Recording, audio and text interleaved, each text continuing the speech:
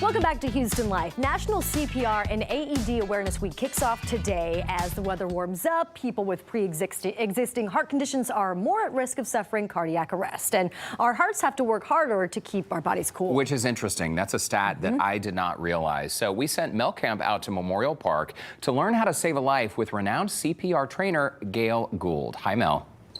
Derek and Lauren, it is a beautiful day to learn how to save a life. We're at Memorial Park's Clay Family Eastern Glades. I love it here, but I'm loving it even more because Gail Gould, the CPR and safety lady, is here to teach us some life-saving skills. Gail, thank you so much for your time today. Thank you for having me here, Mel. You know, I think that most people overthink CPR. All you need to know about CPR, the way you'll know to give someone CPR, the person is unresponsive, they're not responding to you at all, and then you check to see whether they're breathing. There is no pulse check.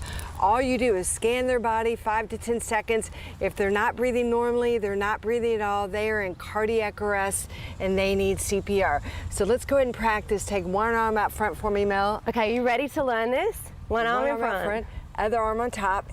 Stack one hand on top of another, interlock your fingers, stand up on your knees, place the heel of your bottom hand directly in between the two nipples, and all we're going to do is press hard and fast, as hard as you can, until emergency medical services arrives or until someone else takes over.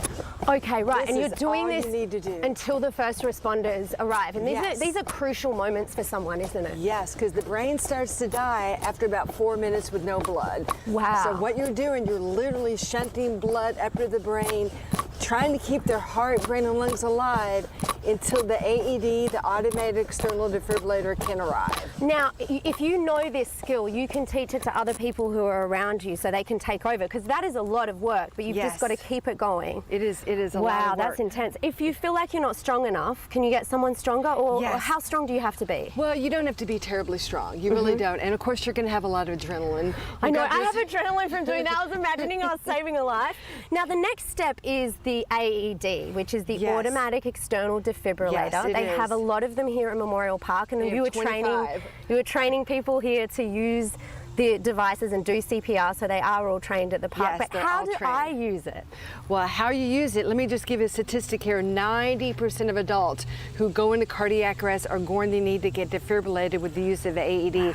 In each minute they go without getting defibrillated, their chance of survival goes down by 7 to 10%. So CPR in conjunction with the AED is what's going to save most people. So I'm going to have you do this here. Go ahead and just turn the machine on, Mel. Oh, on off. I was like, on off. Right. Cut the clothes off, cut the shirt and the bra. Okay, there's a shirt on here, I'm cutting. Cut the shirt. Bare chest. So it'll talk, it's talking to Yes. Pads connector. Place it underneath his arm. Oh, and you can see here the defibrillator will have where to place the pad. Does it have to be exact, or if you're relatively If it's close? wrong, it will tell you. Oh, okay. Plug it in. Connector. Plug it in. Right. And we're working with electricity, so it's really important to not touch the person once you've plugged them in.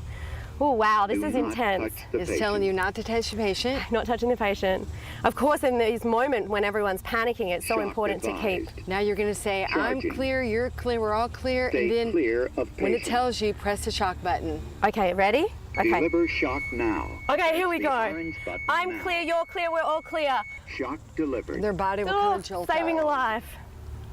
If Wow. needed, begin CPR. You know, American Heart Association estimates between 100,000 and 200,000 lives a year could be saved if more people stepped up to the plate and provided CPR. See, that is amazing, because 350,000 people die from sudden cardiac arrest, and there is something you can do about it, and I hope that this has been really helpful and you've learned something. And of course, you can always follow Gail. We're going to put up all her links on HoustonLife.tv. You can get it on the Scene On section on Houston Life. And guys, I feel empowered. I feel empowered. I can save a life now. This is amazing. You know, Mel, thank you so much. It's so true. I mean, it's a skill everybody should know. And I know the guidelines have changed a bit over the years. And, you know, she makes a good point. If you have nieces, nephews, kids, there's kids CPR that you should learn as well, because it's a little bit different. It's a life-saving skill. I think that everybody should use it and have it. Anybody age 8 and older will totally benefit. And also, if the grandkids are hanging out with the grandparents, the grandkids should know it in case something goes down with the adults. So, Mel, thank you so much.